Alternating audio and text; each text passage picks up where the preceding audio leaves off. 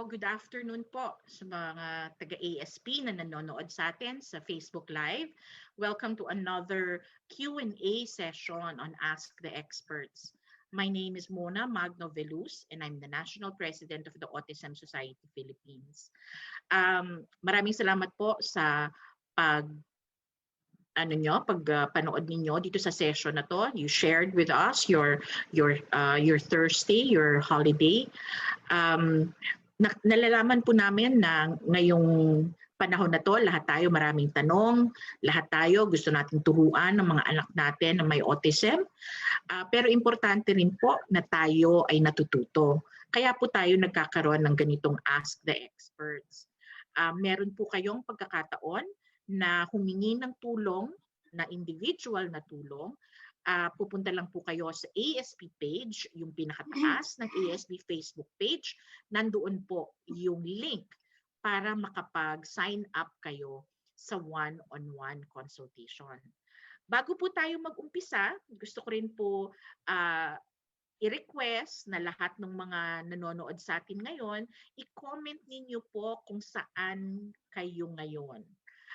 Napakasaya po namin dahil over the last couple of episodes, meron po tayong viewers from as far as Israel, UAE, Qatar, Taiwan, expatriated Filipino parents who are working so far away from home, and hindi pa rin po nawawala yung concern nila sa mga anak nila. O di ba ang galing nun?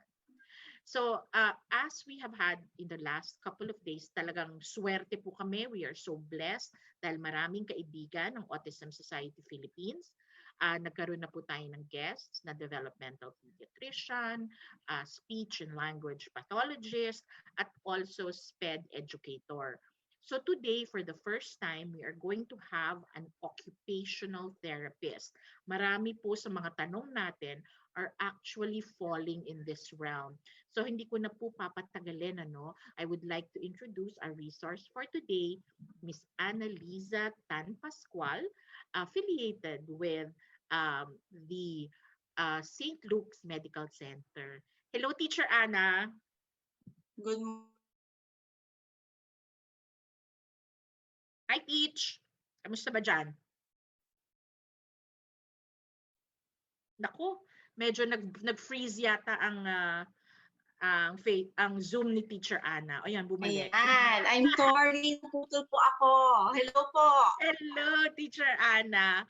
So, ako, pwedeng magpa-buena mano question, Yes. Can you please help our parents understand?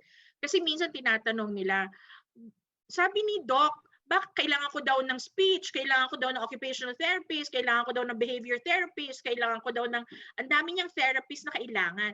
Bakit ang dami-daming therapist na kailangan para sa isang batang may autism? I guess the answer to that is yung bawat therapist may kanya-kanyang specialty. So obviously, yung speech and language therapist, speech and language, yung pag-communicate ang kanilang specialty. Ang SPED, ang specialty nila ay yung education.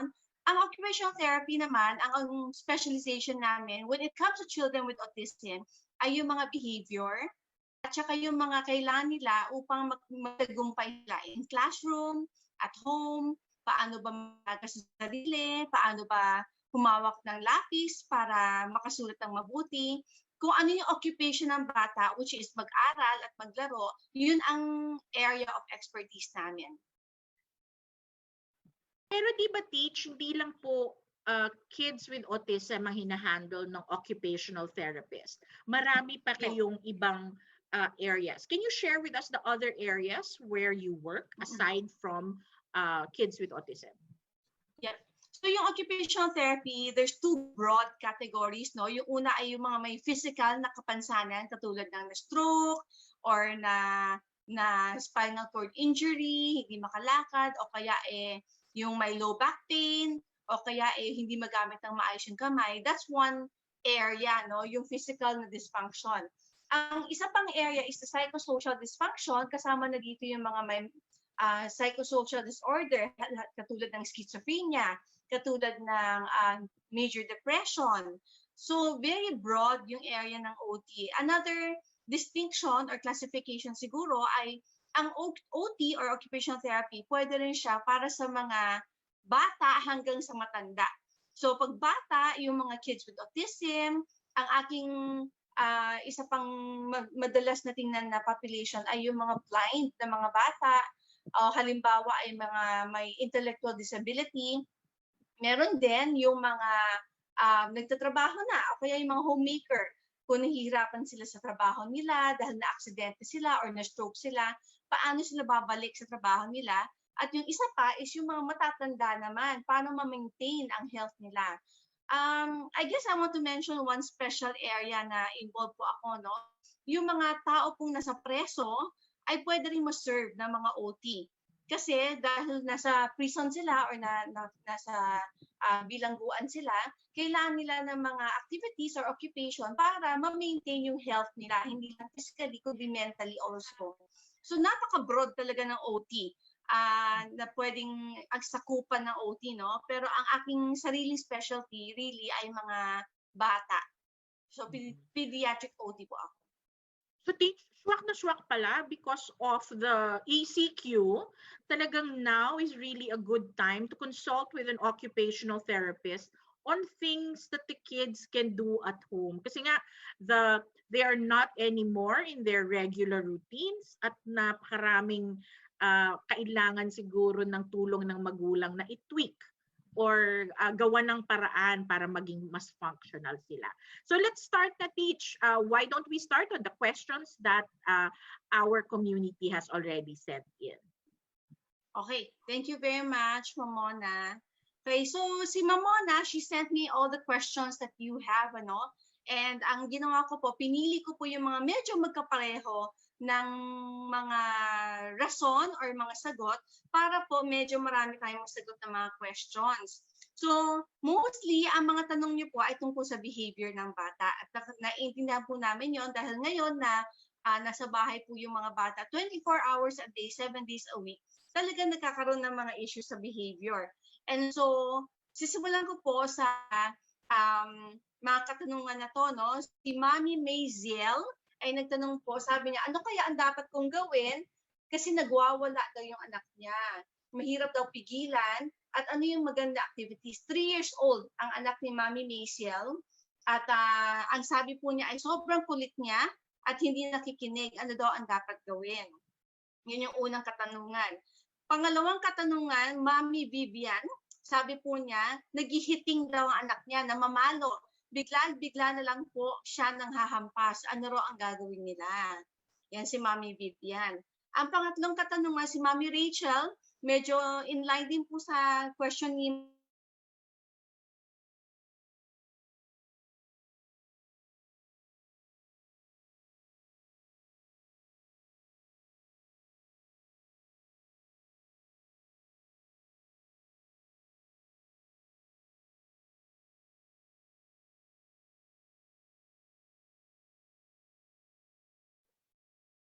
We lost Teacher Anna there. Ayan. Okay, you're back. I'm so sorry. Ayan. So, yun po yung dalawang katanungan. Ito po yung pangatlong katanungan. Si Mami Aurea. Sabi niya, good PM. Ako po ay paano raw maiha-handle ang tantrums ng anak niya. At yung pang-apat naman po, sabi niya, ano raw ang gawin niya? At nagtatantrums ang anak niya, 7 years old naman na anak niya. Okay, so apat na mami ang nagtanong, si Mami Maziel, Mami Vivian, Mami Aurea, at si Mami Lalaine. Puro po tungkol sa behavior ng mga anak nila. So sabay-sabay ko pong sasagutin yan kasi po, mapapansin yung parehong katangian ng mga anak nila is nagkakaroon po ng mga behavior na hindi ka nais-nais. Halimbawa ay namamalo, o kaya nangungulit, o kaya ay nanghahampas, nanggigigil, at sinasaktan ang sarili nila. No? So ito yung mga gusto nating sagot na mga katanungan. Una-una, kapag po ating iniisip ang behavior, madalas iniisip lang natin kung ano yung ginagawa ng bata sa panahon na yon. Pero meron po akong gustong i-share na isang style or isang pamamaraan kung paano po na-analyze ang behavior. Kasi po, ang behavior, yun ang nakikita natin. Pero, meron pong dahilan kaya lumalabas yung behavior na yon. So, Ma'am V, if you can show the slide that I asked you to show, makikita niyo po dyan sa comments na section na meron pong tinatawag na ABC approach. Okay? Ano po ba yung ABC approach? Yung B, yun ang pinakaalam po natin, yung behavior ng bata. Ano ba ang ginagawa ng bata? Nagwawala siya, nangangagat siya, namamalo siya, tinatapon niya ang mga laruan niya, naninika siya. Yan yung mga behavior. Alam na alam po natin yan. Actually, yan ang problema natin. Ano? Pero, bago po mangyari yung behavior na yan, meron pong tinatawag na A. Ang tawag po dyan sa chart na yan ay antecedent. In other words, meron nangyayari bago ipakita ng bata ang kanyang behavior. Isang example po, ang behavior na nakita natin ay nagwawala yung bata. Pag-iisipin niyo po ano yung nangyari bago nagwala siya. Minsan, malalaman niyo, nagwawala siya kasi hindi ko binigay ang gusto niya. Maari din na nagwawala siya kasi kinuha ko yung gusto niya or tinigil ko ang gadget time niya. So yun yung nangyari bago siya nagpakita ng behavior na pinoproblema natin. Yun po yung antecedent. Maaari po natin tingnan dito yung saan ba nangyari? Madalas bang mangyari ito sa school? Madalas bang mangyari ito sa bahay? Madalas bang mangyari ito sa birthday party? Doon lang niya pinapakita yung behavior na yun. Maaari din na may iba-iba siyang kasama, no? Maaari na madalas yung ginagawa ito kapag si mommy ang kasama niya. Minsan naman, ginagawa niya ito kapag si daddy lang o kaya si yaya ang kasama niya. Minsan meron din na kapag yung makulit niyang kapatid ang kasama niya, tsaka siya nagwawala. So ito po mga clue na to, makakasabi sa atin na bakit kaya nagkakaroon ng behavior na ganito. Okay? So yun po yung antecedent. Yung consequence. Ito po yung ano yung nangyayari pagkatapos niyang ipakita yung behavior na ayaw natin. Halimbawa, kunyari, ito po yung behavior, ito po yung antecedent. Gusto niyang kumain ng ice cream. Yun po yung unang nangyari. Tapos, nung sinabi mong hindi pwede, yung B ang nangyari, yung behavior, nagwala siya. Naglupasay siya sa lupa, umiiyak siya, inuuntog niya yung ulo niya sa sahig, kinakagat niya yung sarili niya, yun yung B, yung behavior. Yun namang C, yun yung consequence. Dahil ginawa niya yun, ano yung ginawa natin? Halimbawa, dahil umiyak siya at nagwala siya dahil hindi ko binigay yung ice cream na gusto niya, ang ginawa ko, binigay ko na lang yung ice cream, kaya tumigil siya. Pwedeng yun yung consequence. Okay? Isa pang halimbawa, pwedeng gusto niya ng ice cream, A, B, hindi ko binigay, nagwala siya, umiyak siya, nagalit siya. At C, ang ginawa ko, hindi ko siya pinansin. Hinayaan ko umiyak siya. Tapos, tumigil din siya. Maaaring yun din yung C na nangyari sa behavior na yun. Ano? And so, kapag ganito yung nangyari, ang pwede niyo gawin pag hindi niyo maintindihan kung ano yung reason, bakit nagwawala or bakit ganito ang behavior ng anak ko, pwede nyo gamitin itong ABC approach para mas maintindihan nyo, makita nyo yung pattern, maaaring makita nyo, kapag pala kulang siya sa tulog, tsaka lang siya nagkakaganito. Maaari din na, kapag pala naiingayan siya, tsaka siya nag-a-act ng ganito. O kaya makikita nyo rin sa C, lagi siyang tumitigil pag binibigay ko na ang gusto niya. Which is also a problem. Problema rin po yun, kasi kapag lagi natin binibigay yung gusto nila, dahil nagalit sila or umiyak sila, ang nangyayari, parang nire-reinforce mo. Binibigyan mo ng reward yung bata. Iisipin niya, basta pala untugin ko yung ulo ko sa sahig, makukuha ko yung gusto ko. Which is yun ang ayaw natin. Kasi gusto natin, humingi siya ng maayos o kaya maintindihan niya. na hindi pwedeng lahat ng gusto niya makukuha niya. Okay? So yan po yung ABC approach. So sana po makatulong sa inyo kay Mami Maciel, Mami Vivian, Mami Aurea at Mami Lalaine. Actually si Mami Rachel din po pala. Yan yung mga issues nila, no? Bakit daw ginagawa ng mga anak nila yung mga behavior na ganon? Yan po yung pwede nyo gamitin. ABC, ang pwede nyo pong gawin habang nasa bahay po tayo, lahat po tayo naka-ECQ ngayon, naka-quarantine po tayo, siguro po pwede kayo mag-start ng isang notebook at pwede nyo pong isulat dyan, meron pong 3 column.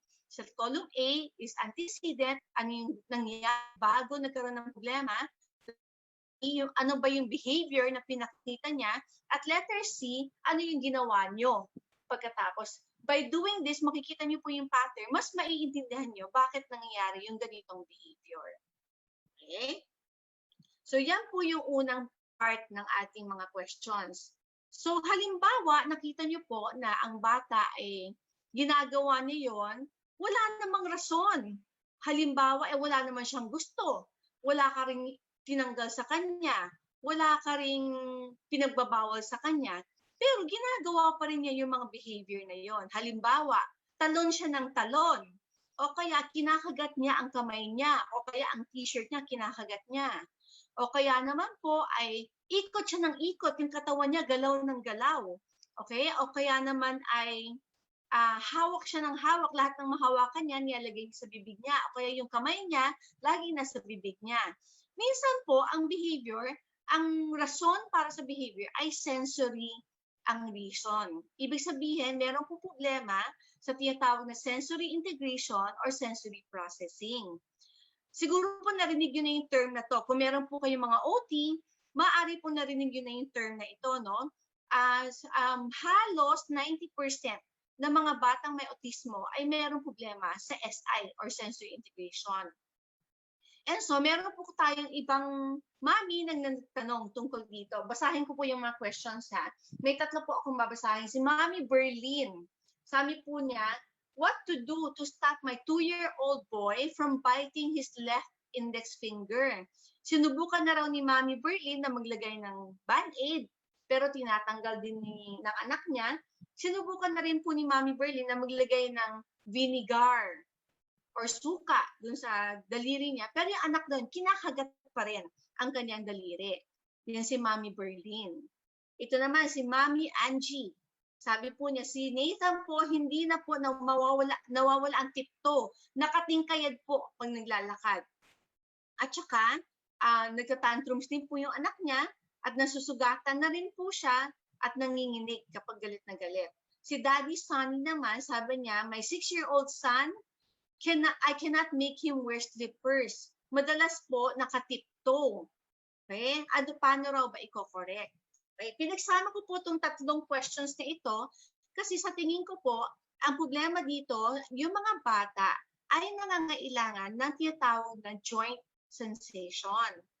Okay? Ano po ba yung joint sensation? Sa bawat kasukasuan ng ating katawan, meron po mga receptors dyan na ang trabaho nila ay sabihin sa utak natin kung nasaan yung mga parte ng katawan na yan. Halimbawa po, kung tanungin ko kayo, nasaan ang iyong kanang braso? Maski hindi nyo tingnan yung kanang braso ninyo, alam nyo kung nasaan. Kasi yung mga proprioceptors or joint receptors sa katawan nyo or sa siko ninyo, sinabi sa utak ninyo na nandito ako sa kanang bahagi sa baba, no? Yung mga batang may autismo, kung meron po silang problema sa sensory integration, nagkakaroon sila ng mas matinding pangangailangan na malaman kung nasaan yung iba-ibang parte ng katawan nila. Halimbawa, may mga bata po na madalas silang kagatin ang mga daliri nila, ang kamay nila, ang t-shirt nila, maski anong gamit kinakagat nila, no? Dahil dito po sa ating panga, meron din pong kasukasuan dyan, may joint dito sa ating panga. At pag may kinagat tayo, ganyan, nararamdaman natin yung kasukasuan natin dito. And that gives pleasure to our brain. It helps us to calm down. Ito yung dahilan kung bakit yung ibang bata, sasabihin ng ibang magulang, nangangagat po siya kapag galit na galit siya o kaya masayang-masaya siya. Yung iba namang bata, kinahagat ang sarili kapag nafu-frustrate sila. Dahil ito pong mga kasukasuan natin, kapag binigyan natin ng input or ng sensation, mas nagiging relax po ang ating utak or ang ating buong katawan. So yung pong pagtitipto at yung pong, maski yung ibang bata, no, ini-stretch nila yung kamay nilang ganyan, tapos binabang nila yung sarili nila. O kaya, nagbabang sila sa table o kaya sa pader, no? Ang nangyayari, yung mga kasukasuan nila, binibigyan nila ng sensation. So ano yung solution para dito? Sa halip na pigilan natin sila, ang magandang solution po ay mas ibigay natin yung kailangan ng utak nila. Ginagawa po nila itong mga behavior na ito dahil kulang ang nararamdaman nila. Kaya ang ginagawa nila, binibigyan nila ang sarili nila ng sensation na yon. Para makatulong po tayo, kailangan po na bigay natin sa kanila yung kailangan nilang sensation, which is in this case, yung pagtipto, yung pong pagkagat, yung pong pagkagat ng kuko, yung mga yun po, ibig sabihin, nangangailangan sila ng joint sensation. So, paano ba magbibigay ng joint sensation? So, ang kailangan natin gawin para mas mabawasan yung mga behavior na ganito, ay bibigyan natin ng mas maraming joint sensation yung bata. Halimbawa, pwede natin gawin yung mga activities na ginagamit ng bata yung buong katawan nila. Halimbawa ay jumping jacks, yung pagtatalon. Halimbawa ay magla-line up ka ng mga upuan at magko-crawl yung bata sa ilalim ng upuan. Ginagamit yung buong katawan niya, maraming muscles ang ginagamit niya, maganda ito para mabigyan siya ng joint sensation. Ano pa yung ibang example? Maaari din nabigyan mo siya ng mga pagkain na matitigas. Halimbawa ay mga apple slices na kailangan niyang kagatin, nguyain ng mabuti, magbibigay po ito ng joint sensation sa kanyang panga. Okay? Ano po yung pwedeng gawin pa?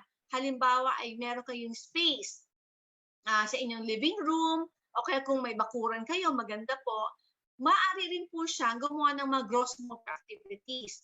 Anything na kailangan niyang tumalon, gumapang, magbuhat ng mabigat na gamit, maganda po yon para mabawasan yung pangangailangan ng bata na madagdagan yung sensation na hinahanap niya, which is joint sensation.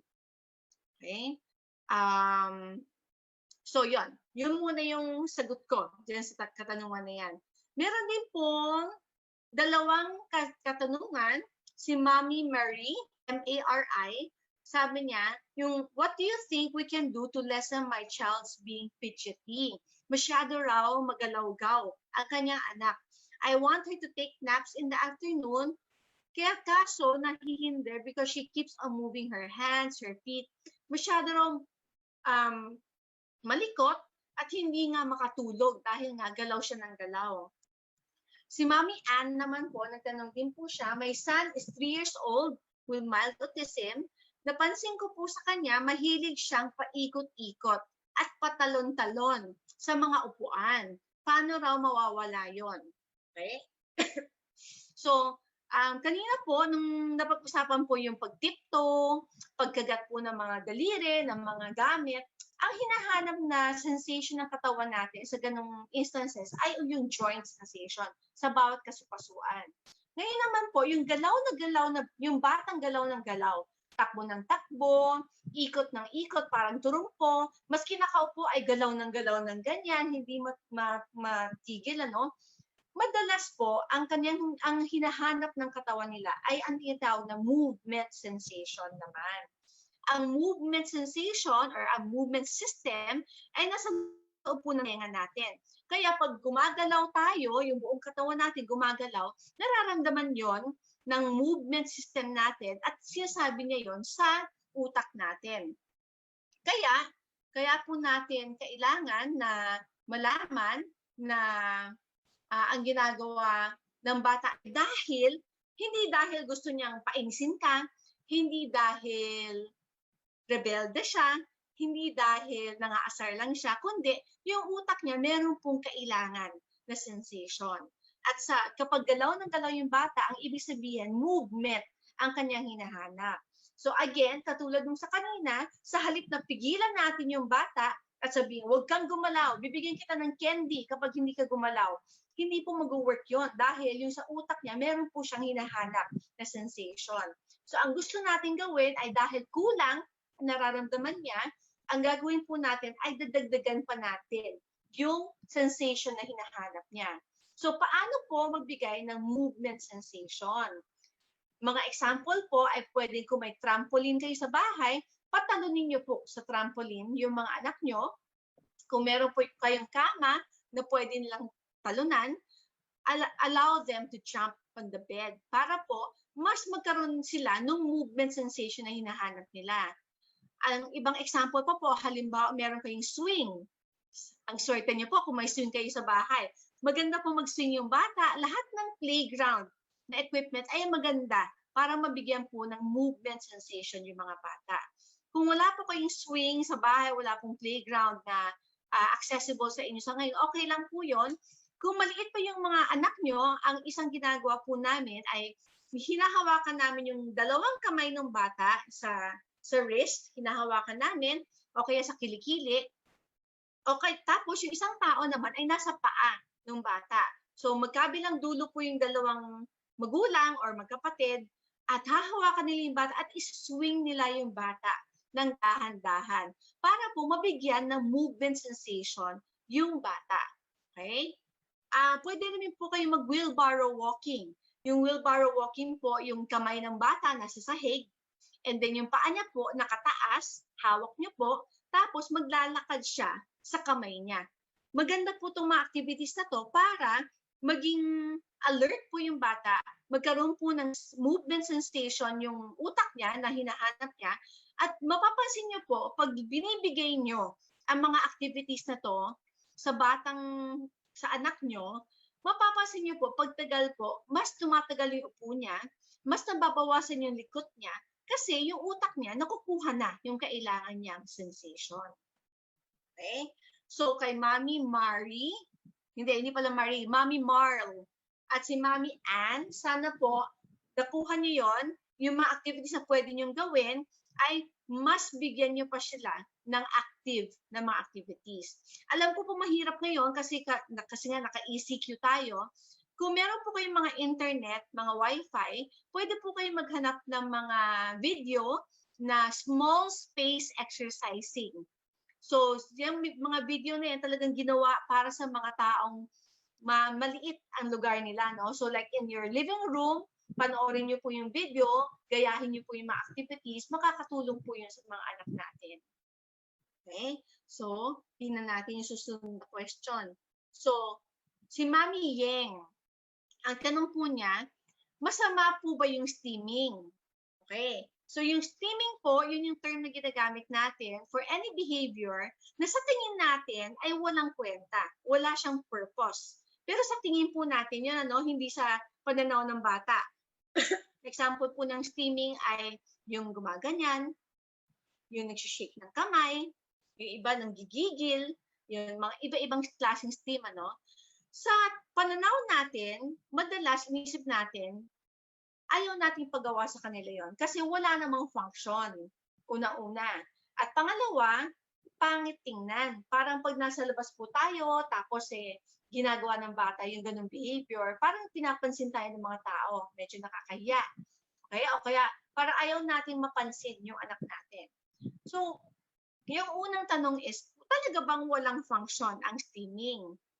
Para sa mga eksperto po, yung mga doktor, yung mga researchers, ang steaming po laging may function. Maaring pamparelax siya para sa bata. Yun yung pinakamalaking function niya, pamparelax. Yung mga batang may autismo po, madalas may mga kakaiba silang steaming, no? Pero sa totoo lang po, maski tayo, meron po tayong mga steaming. Halimbawa po, tanungin ko kayo, sino po sa inyo kapag ninenervyos kayo or natatakot kayo, ay kinakagat nyo ang inyong mga kuko? O kaya kinakagat nyo yung lapis? O kaya ay naninigarilyo kayo? O kaya ay nag-chew kayo ng gum? Chewing gum kayo, no? O kaya ay kumakain kayo? o kaya ay, ano pa ba? Yon, yung mga yon, wala akong maisip ngayon. Pero tayo po, meron din tayong mga steaming. Pero siguro mas normal ang ginagawa natin kaya hindi natin naisip na steaming ang tawag doon. But yung function po ay pareho. Ang mga ginagawa ng mga batang may autismo na tinatawag nating steaming ay actually pamparelax po sa kanila. As an OT, para sa akin, kapag yung bata nag-steaming, ngunit ginagawa naman yung kailangan niyang gawin, hindi naman nakaka-distract sa kanya, para sa akin, okay lang po yun. Kasi, part po siya ng part po siya ng bata, part po siya ng anak natin na meron siyang ganitong klaseng behavior. Okay? Halimbawa po yung bata nag-steaming. At dahil sa kanyang pag-steam ay hindi niya magawa ang kailangan niyang gawin. Hindi siya makaaral, hindi siya makalaro, hindi siya matuto.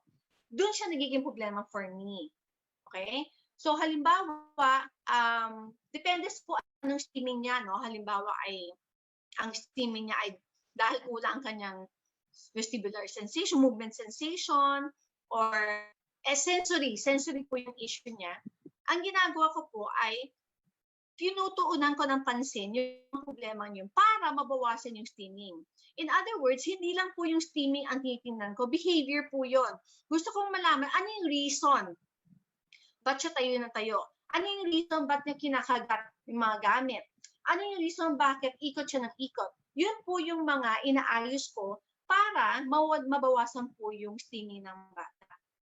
Pero kung yung bata ay nag-steaming lang kapag relax lang siya, tapos na ang trabaho niya, nag-enjoy lang siya, para sa akin po, hayaan na po natin na mag-enjoy at mag-relax lang yung bata. Okay? So yun po yung sagot ko kay Mami Yeng, kung masama daw po yung steaming. Okay? Okay. So halimbawa po, di ba po kanina sabi natin ay yung antecedent, behavior, at consequences. A, B, C. Halimbawa po yung behavior, nalaman natin na yung reason para sa behavior ay dahil sa sensory problems or SI na problem, no? So obviously, ang gagawin natin, gagawa tayo ng mga sensory activities para po mabawasan yung mga behavior na hindi ka nais-nais. Paano kung hindi pala sensory ang problema?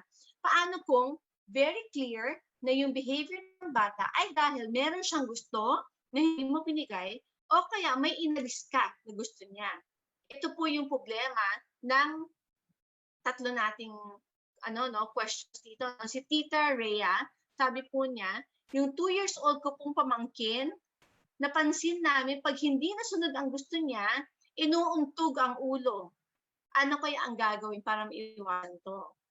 Okay? Si Mami Melanie, sabi niya, kapag hindi nasusunod ang gusto niya, nagagalit or nagwawala siya. Okay? Pag hindi raw nila pinansin, kusa rin siyang titigil. Kaya lang, syempre nakakatakot, pag nakita mong nagagalit yung anak mo or inuuntog yung ulo, nakakatakot talaga siya. Si Mami Sai, XYE, Sai ba to? I hope tama ang pronunciation ko, no? Sabi niya, paano raw i-manage ang anak niya na 9 years old kasi nagtatantrum siya kapag pinipigilan siya sa gusto niyang gawin. Pag sinasaway siya, pag hindi binigay ang gusto niya, pag ayaw makipaglaro ng kapatid niya, nagagalit siya at nag-start na ang tantrums niya. Okay? So, in these instances po, ang masasabi ko po ay yung A nito, very clear. No?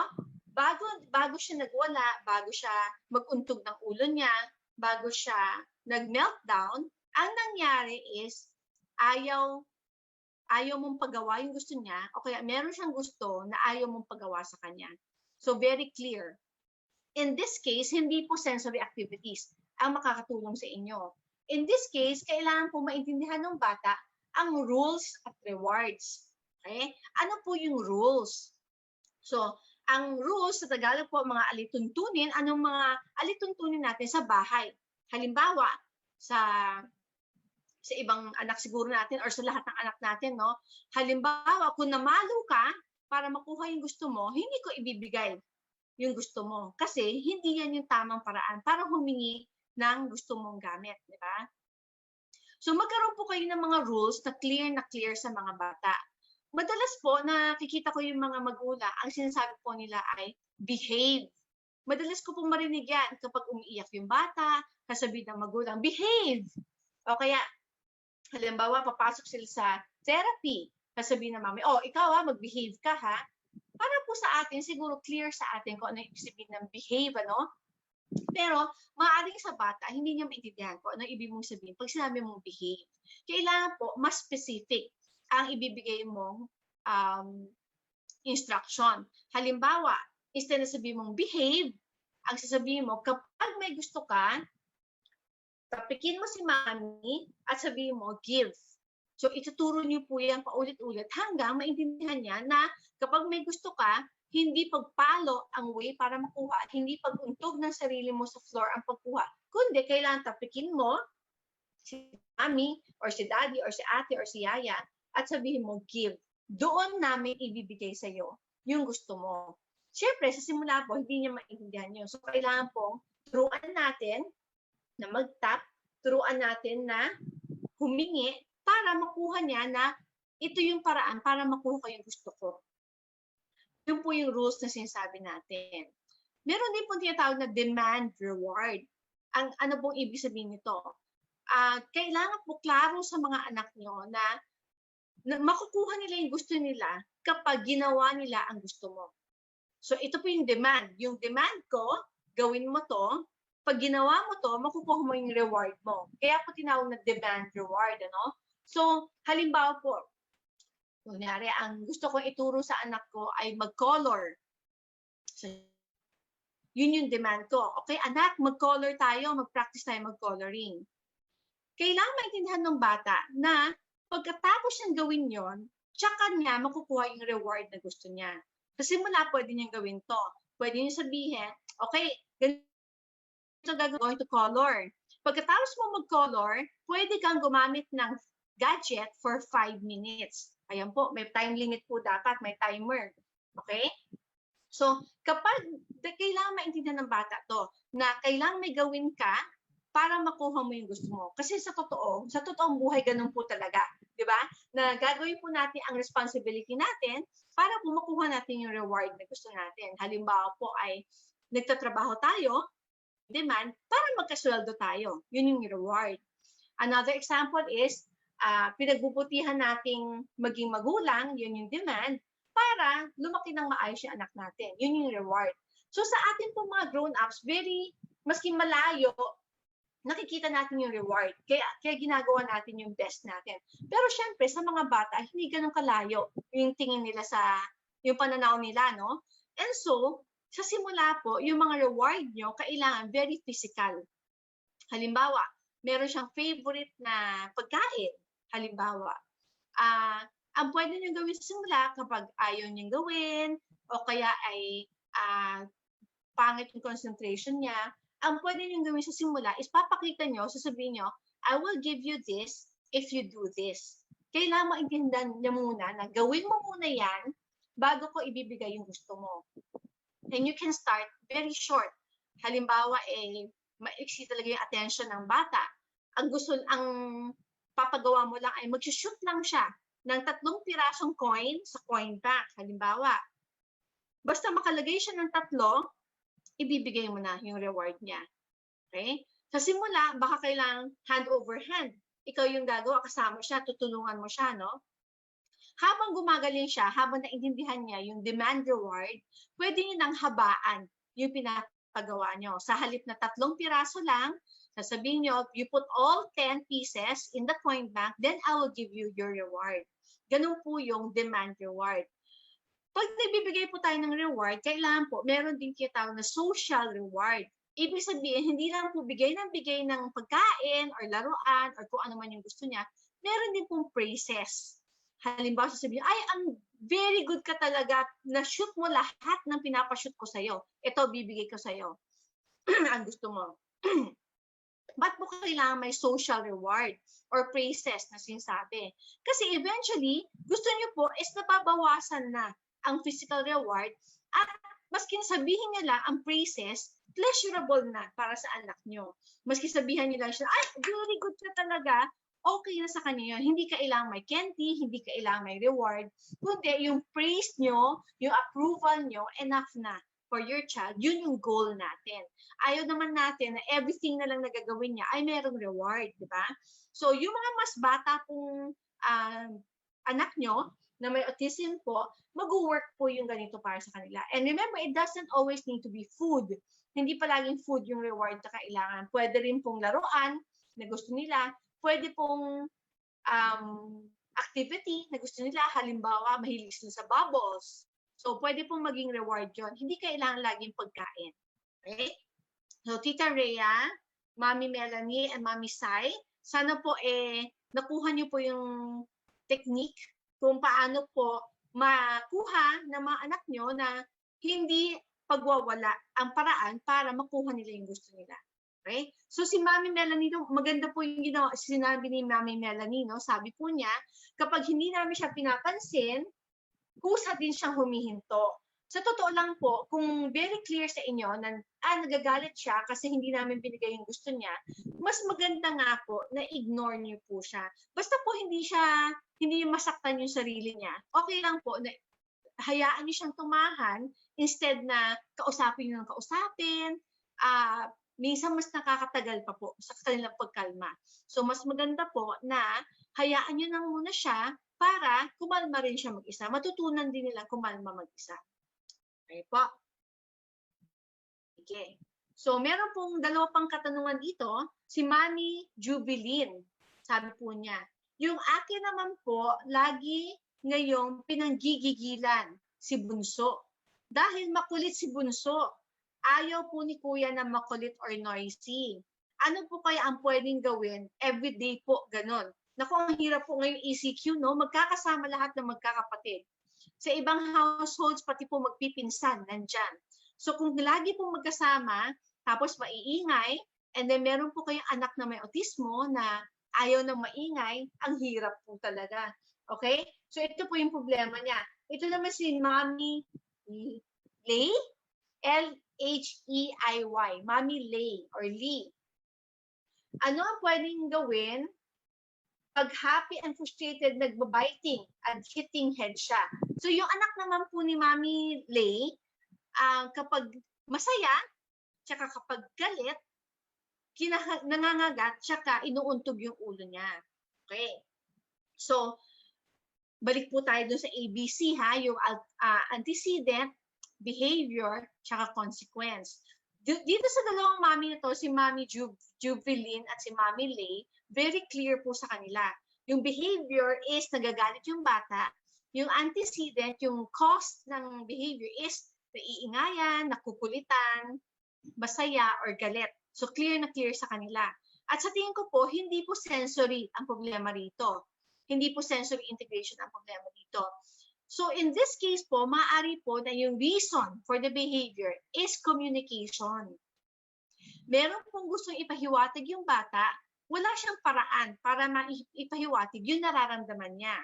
Halimbawa tayo, kapag naiingayan tayo sa isang bata, ang ginagawa natin, uy, huwag kang maingay, tahimik ka muna. Meron po tayong words na pwedeng gamitin para tumahimik or tumahan yung bata. So meron tayong tool na pwedeng gamitin para makuha natin yung gusto natin, which is katahimikan. Ngayon, ito po mga bata na wala silang kakayahan na magsalita, nahihirapan silang magpatigil or i-control yung environment. Nahihirapan din silang i-express yung sarili nila kasi nga wala silang words para ma-express yung sarili nila. Or kung may words pan sila, hindi nila nagagamit ng mabuti. Kaya ang ginagawa nila, physical yung ginagamit nilang paraan para ma-express yung sarili nila. In this case, ang ginagawa nila, they hit their head, they bite people or they bite themselves, o kaya nagagalit sila. So in this case, ang pwede po natin gawin na paraan is bigyan sila ng isang way or isang sistema para po ma-express nila yung sarili nila. Halimbawa, sa halip na sabihin nila na quiet or you're too noisy, pwede natin silang turuan na kapag may maingay, pwede mong sabihin, ganito. So, pwede sabihin doon sa bunso niyong kapatid, ganyan, as a way of expressing na you are too noisy, I want you to be quiet. Okay? Maari din na paggalit sila, sa halip na magwala sila or mag-tantrum sila, magbibigay po tayo ng alternatibong paraan para malabas naman nila yung galit nila. Kasi lahat po tayo, kailangan din natin ma-express yung nararamdaman natin, di ba? And so, an example of an alternative could be, pwedeng kunin yung malaking unan niya at yakapin niya ng mahigpit na mahigpit kapag galit na siya. Yung iba naman, maaari din na suntukin niya yung unan, huwag yung bata. Yung unan po o yung kama, pwede niya suntukin para ma-express po niya yung galit na nararamdaman niya. Yung iba po, pag sobrang saya, maaari din po na magbigay tayo ng alternative way of showing their joy. Yung iba, ang pinapagawa namin, pinapaklat namin ng malakas para po may way sila to express their happiness. And so, basically, yung gusto ko pong iparating kay Mami Juveline at Mami Lay dito is that your child or your son or daughter man needs an alternative way to communicate what they're feeling. Kailangan po nilang may paraan para ma-show ang kanilang mga emotions. And so, pwede kayong mag-isip ano yung mga magiging alternative na way para ma-express nila yung sarili nila.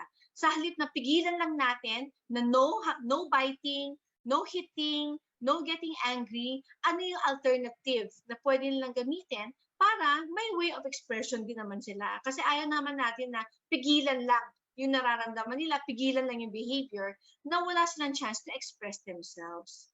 Okay? So, babalikan ko po si Mami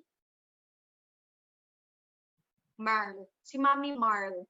Okay? Si Mami Marl po, sabi niya no, na nahihirapang mag-nap or matulog yung anak niya kasi galaw ng galaw yung kamay niya, yung paa niya. Babalikan ko po yun kasi po, kanina po sa sensory integration na pag-usapan po natin, yun pong tungkol sa joint sensation, yung nagtitipto, tungkol sa movement sensation, yung pong ikot ng ikot, galaw ng galaw.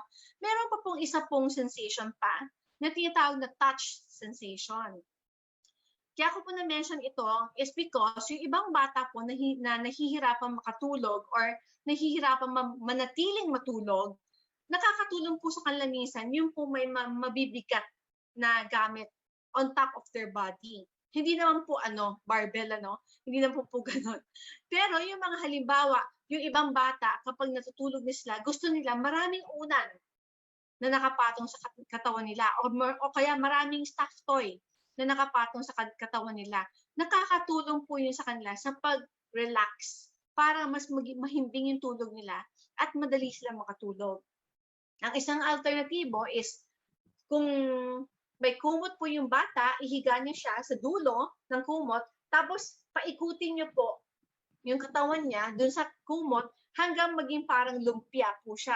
Siyempre po yung ulo niya nakalabas, So hindi po siya nasa loob ng kumot. Nakalabas yung ulo niya, pero yung katawan niya, yung paa niya, yung legs niya, yung arms niya, nakabalot po sa loob ng kumot.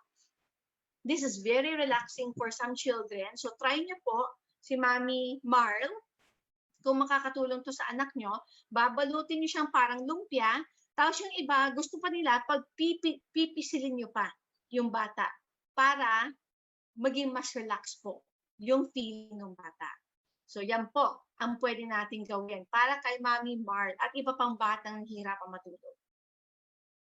Okay? Okay. Thank you so much, Teacher Ana. Alam mo, ang dami mong fans. Binabasa ko ngayon ang mga comments natin on Facebook. And a lot of people are appreciating how you have simplified a lot of the problems that they have. Sana nga po, palagi natin tandaan yung ABC na tinuturo ni teacher, no? And nakikita ko pa rin yung mga parents na they are focusing on the behavior, not enough on the antecedent and on, ano ba yung C-teach? Consequence. So yon, wag ho tayo masyado mag-focus dun sa behavior, kaya nagwawala, kaya nagkakagat, may kinakain, wag ho tayo masyado mag-focus doon. Ang intindihin natin yung A at saka yung C. O, di ba? Speaking of fans, Teach, we actually had Dr. Jocelyn Eusebio and Dr. Rochelle Pacifico visiting your session. O, di ba? Hello Meron po. tayong mga DevPed na sumisilip sa ating mga sessions. And I would like to actually go beyond the topic natin ngayon. Ang nanotice ko dun sa mga tanong, puro mga bata, no? Kapag yung mga bata po dumarating na ng high school, nakatapos na ng college, not necessarily na-address na yung mga OT needs nila. I just have an example kasi I am the executive sponsor of an ASP program called the Autism Works program, and we have deployed around 220 adults on the autism spectrum in 53 establishments across 10 provinces in the Philippines. And in one situation, ito po, may isang adult na nagtrabaho sa grocery. SM po, because they are our major partner. Tapos, yung bata pala, or yung adult pala, ayaw na ayaw yung SM jingle, which plays every day before the start of the job. Okay. So, ang tanong ko, at the time kasi we were pragmatic about it, parang sabi namin, dapat ma-desensitize siya. So, i-flood. Di ko alam kung tamang, if that's a technical term, i-flood, maglagay nung jingle, pakinggan ng pakinggan hanggang up to a point na hindi na siya maano. Tama ba yun? Or to torture kami? Anong technique each ang maganda for fears and phobias? Okay. So yung batang yun, ano nangyari nung finlad niyo siya? Nung you try to desensitize? Ano nangyari? Okay. Okay na. Okay. Yan. Actually, yun yung sagot eh. May mga bata kasi mag-respond sa ganon. Na pag lalo mong pinakita, lalo mong pinarinig, magiging okay sila. And if that works, di okay. Pero may mga bata na iba, or grown-ups even, na lalo silang matatakot, lalo silang mapophobia. So in this instance, kung halimbawa very specific, maririnig lang niya yun pag sa simula ng araw, at the start of the day, di ba? Pag ako, as an OT, ang aking magiging suggestion, halimbawa, tinry na namin lahat. Ginawa na namin yung papakinggan niya, paulit-ulit, talagang hindi mag-work. Ang magiging solution ko para dyan ay pumasok lang siya kapag tapos na yung part na yon. O kaya, habang sa part na yun, meron siyang earphones, meron siyang pinapakinggan na ibang music hanggang matapos yung part na ayaw niya. Para, in this way, we are respecting the phobia of the child, just like we respect other people, di ba? So, pero dahil nag-work yung style nyo, ibig sabihin, pwede. I would have tried that also. Uunahin ko muna. Pero pag hindi pa rin nag-work, I would go to the next step, which is I will accommodate yung needs ng bata. Yeah. Okay. Ang fear, of course, at the time, we were working with the family and the family agreed to do that. Pero of course, my fear is where it's a form of torture dahil uulit-ulitin mo yung something na that brings them distress. So I think we also want to help them without having to do that. Pero anyway, so we're learning. Lahat din naman po kami na we continue to learn. But I'm not saying it's wrong, ha? I think it's okay. I think I would have done the same thing. Yun yung magiging first step ko rin. Tapos pag hindi nag-work, tsaka ko gagawin yung second step. Okay. Tapos, Teach, another challenge that I have in the workplace is always social interaction. I'm not even going to go to the art of making friends. That's a whole different conversation. Pero yung things like inappropriate behavior in the workplace. For example, one adult on the autism spectrum has this, he would fart loudly in the workplace. Tapos, ang argument niya, I'm only human, it's my right. Ganon. So, Technically, it's not wrong naman, di ba? Pero it's not nice. So, ano po yung, I guess this is already breaching the, after a certain age, parang pino na eh. Kailangan na natin pinuhin yung behaviors. When a child or when a young person reaches a certain age where it is no longer visible to the public na he is a person on the autism spectrum or he doesn't carry that badge that he's a SPED kid, right? Integration na tayo. We're going for jobs out in the real world. Ano po yung advice ninyo sa mga tao na kailangan ng pino ng behavior? Meron bang field or meron ba tayong subset in your field na nagha-handle ng youth and adults? Meron. So we have a few OTs, and I do it also, that we work with yung mga adolescents, yung mga transitioning to adult, ang tawag namin, transitioning to adulthood. And specifically, to answer yung question about yung pag-uutot, yung mga ganong klaseng mga, medyo funny, pero hindi siya funny, no? Pero yung mga ganong klase, ang answer to that, I think, is to start early. We don't wait, hindi natin hihintayin na, ay, magtatrabaho na siya, kailangan ganito na yung behavior niya. Para sa akin po, yung mga ine-expect natin behavior, dapat po, habang lumalaki siya, nade-develop na rin natin. Kasi pag hintayin natin na 18 na siya, 20 na siya, 22 na siya, bago natin babaguhin yung behavior, ang hirap na po. Okay? Yeah. Now, so kailangan po maagang simulan ang pag-correct ng behavior.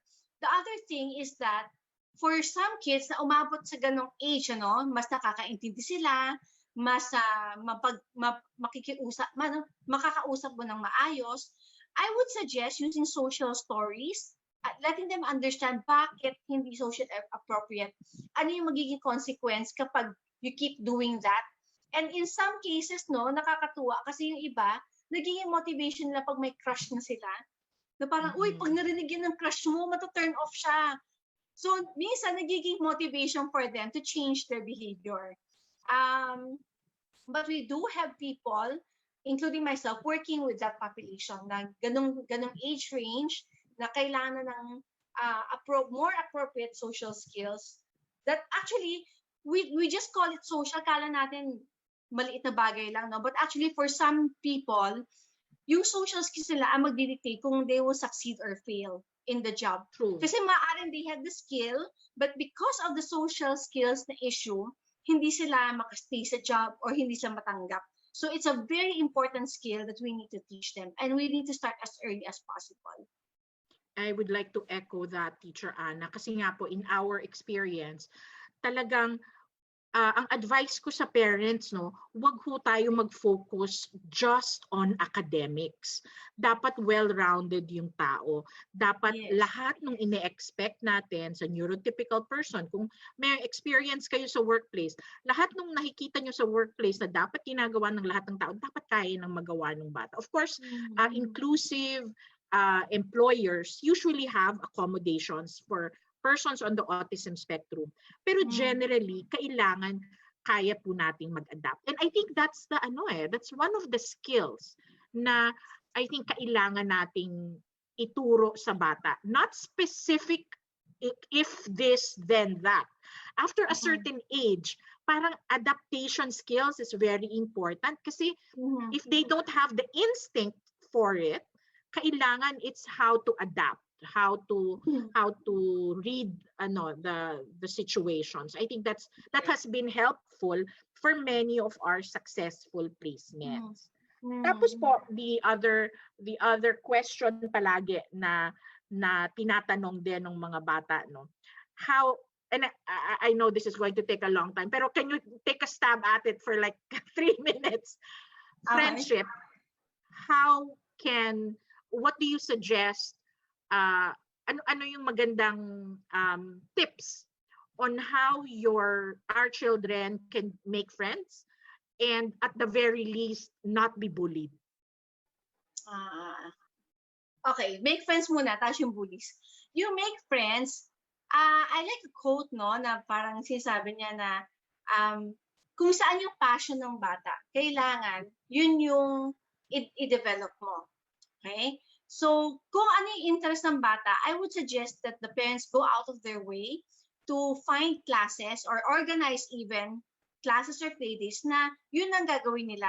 Kasi kapag, halimbawa, interested yung bata sa cooking and you give him a class that's art na hindi siya interested, mas mahirap siyang mag-adapt at makipag-usap. Whereas if he's talking about something he's passionate about, gustong-gusto niya magluto, may iba siyang makausap na mahilig din magluto, may point of commonality sila.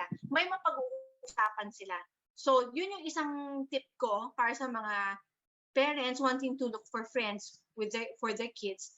Yung pang-bully naman, ang hirap, ano? Pero, I suppose the key is really to find a school that's really loving and anti-bullying. May mga principles and, not principles, may mga policies and systems sila in place to deal with bullying. So mga magulang naghahanap ng school, that's one of the questions that you can ask. Ano po ang policy nyo? Anong stand nyo tungkol sa bullying? Kapag po may mambully, ano po ang ginagawa nyo para po matulungan yung na-bully? I think that should be clear from the start kasi sa totoo lang, to bullying yung mga anak natin pag nasa school sila, no? And so, that's really one of the bullets that I can say, pero it's a big topic, yung bullying na yan, tsaka making friends, talagang ang big topic yan. Yeah, and iba-iba sila eh. So there's also different contexts in yung panliligaw, isang seminar yan, teach, di ba? Yes. All right. Teacher Anna, thank you so much for all of the help that you gave us today. Your sharing was very practical, was very pragmatic. Napakaganda po nung mga na-pick up namin today. Even ako, honestly, I really learned a lot today. So to all of our ASP community members who are watching this, we hope that you also learned a lot. Tomorrow po, wala po muna tayong Ask the Experts. We are going to be back on Monday at 3:30. And our guest on Monday is going to be Dr. Rochelle Pacifico, who is a developmental pediatrician, and she is a former president of the Philippine Society of Behavioral and Developmental Pediatrics. So with that, maraming salamat po sa lahat ng nanood. I hope you have a restful and blessed Holy Week. And we look forward to seeing you again in Ask the Experts. Teacher Anna, maraming salamat ha. Thank you. Bye-bye.